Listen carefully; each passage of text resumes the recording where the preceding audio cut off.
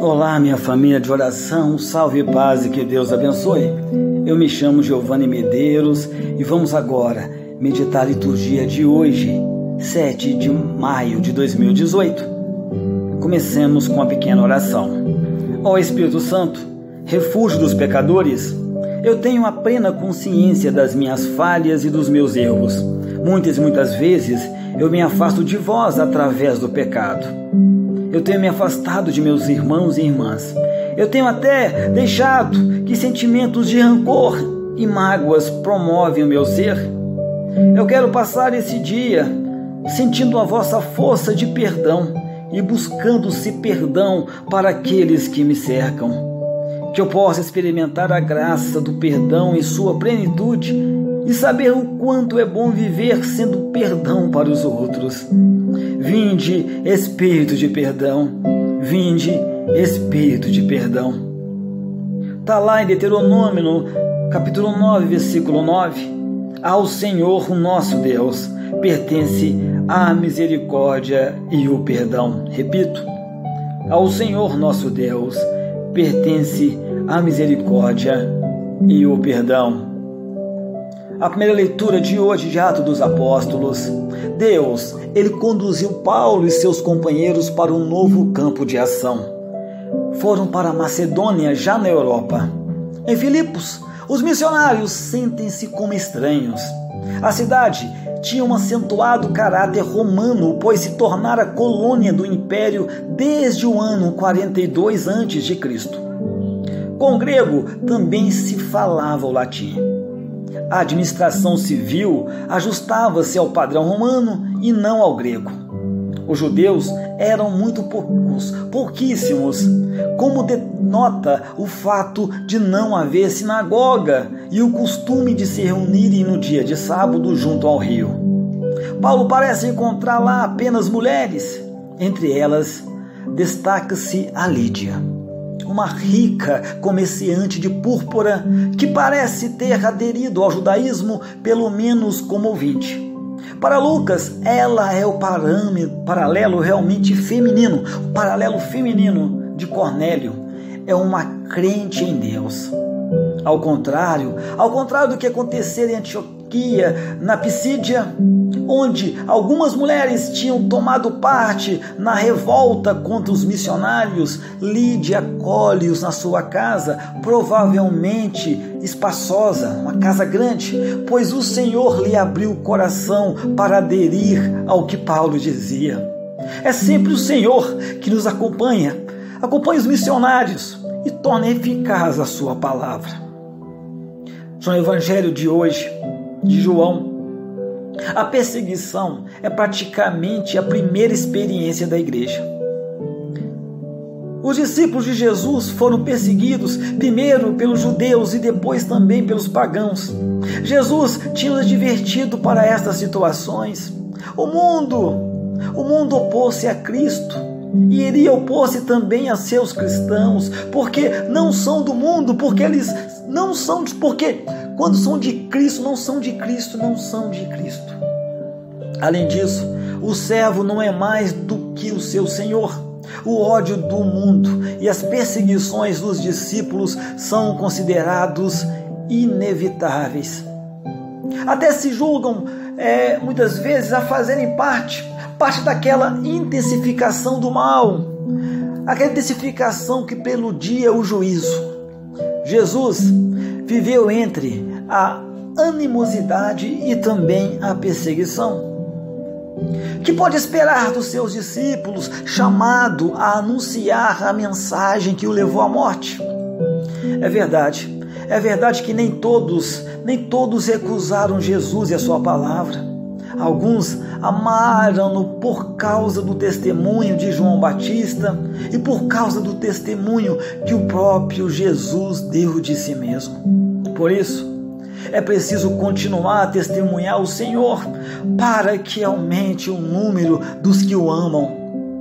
Nessa tarefa, os discípulos, eles são ajudados pelos testemunhos do Espírito de verdade que Jesus enviará do Pai. É a poderosa ação do Espírito, ela irá manifestar-se exatamente nas perseguições. há que não esquecê-lo quando chegar a hora. Em meditação, Paulo, depois da visão do macedônio que lhe suplicava, vem ajudar-nos, está lá no Atos de Apóstolos 16, 19. Ele embarca em Troade e vai a Néapolis, cidade próxima a Filipos, na Macedônia. As primeiras pessoas que escutam a palavra de Deus são mulheres. Entre elas destaca-se Lídia, negociante de púrpura e temente a Deus. Esta mulher não só aderiu às palavras de Paulo, não só aderiu às palavras dos companheiros de Paulo, mas uma vez batizada, recebeu em sua própria casa, em sua própria morada, acolheu a palavra de corpo e alma. A primeira criatura humana a acolher a palavra foi Maria.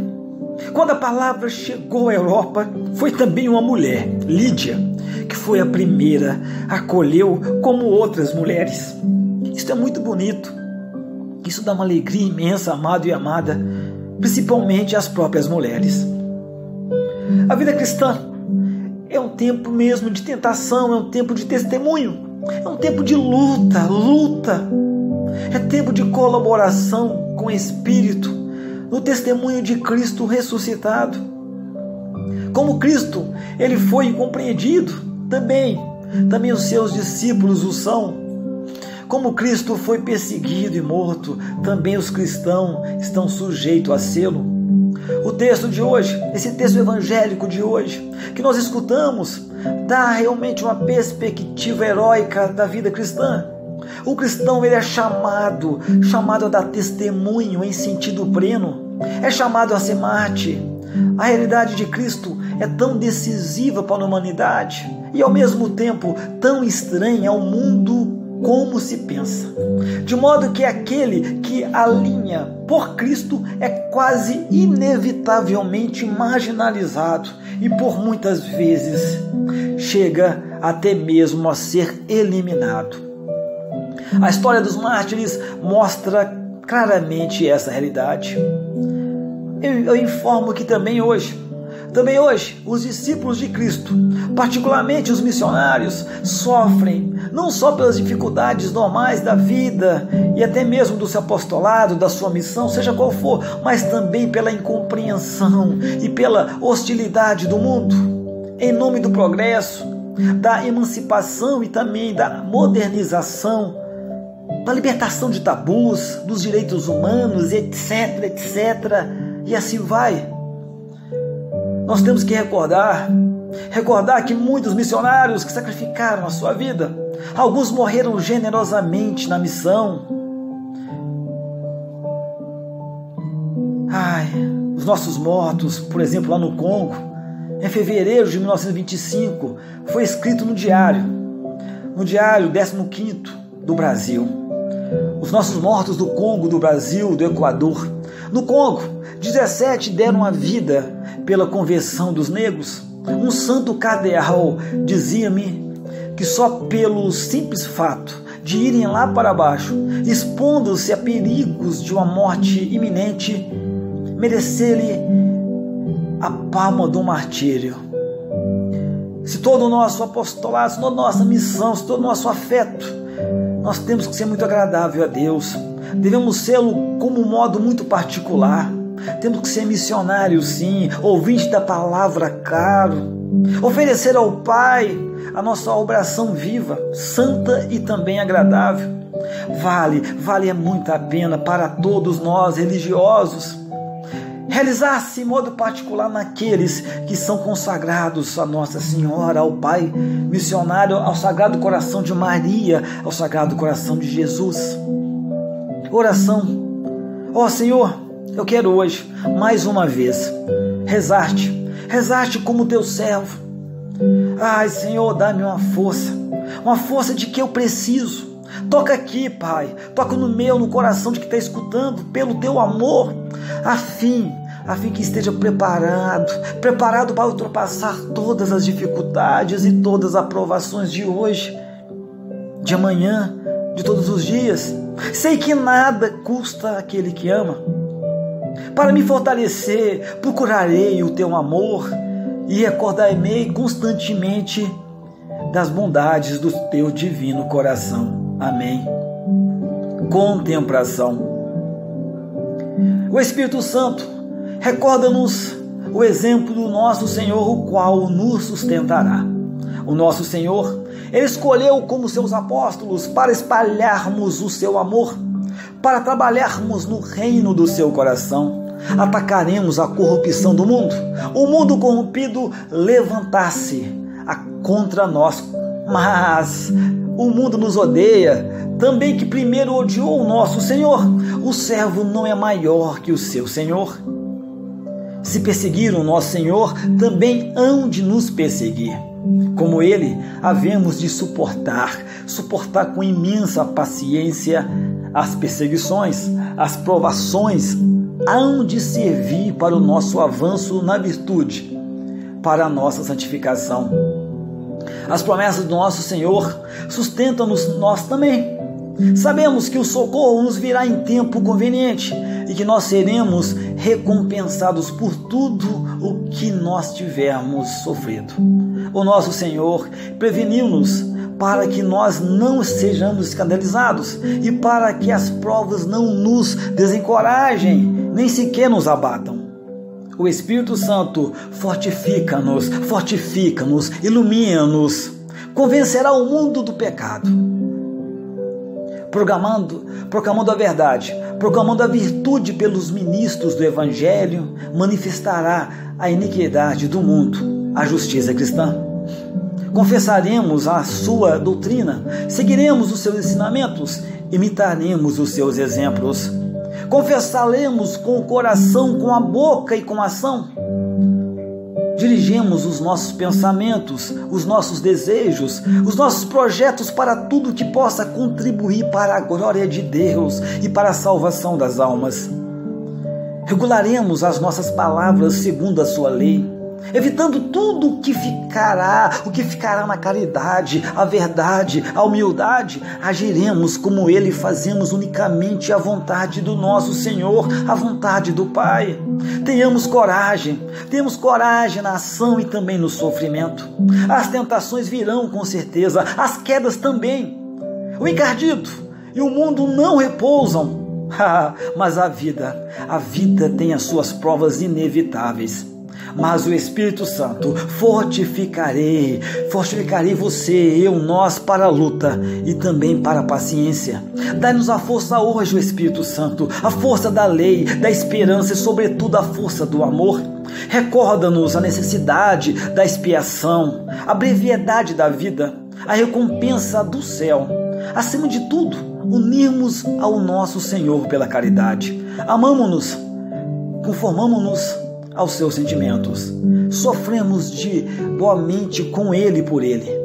Nada custa aquele que ama, repito, nada custa aquele que ama. Tenhamos coragem. A vida de amor exclui a tristeza. Que lindo! A vida de amor exclui a tristeza.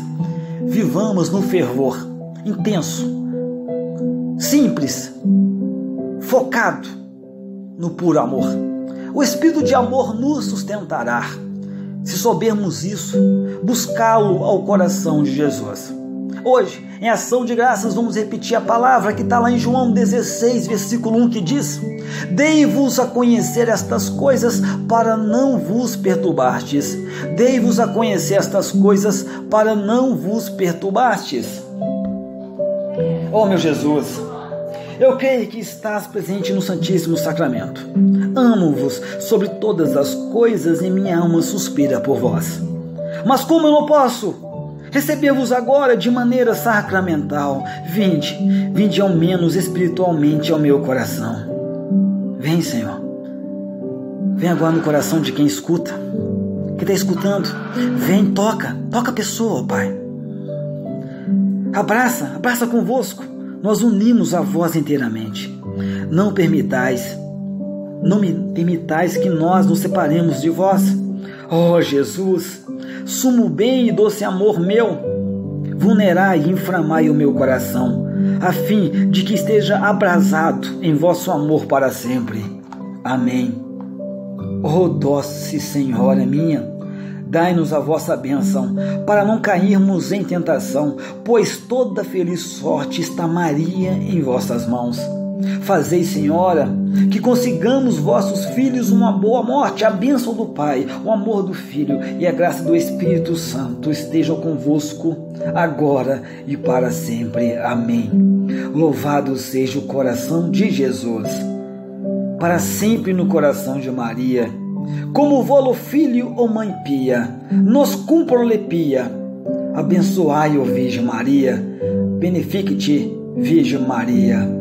Abençoai, abençoai, Senhor, abençoai.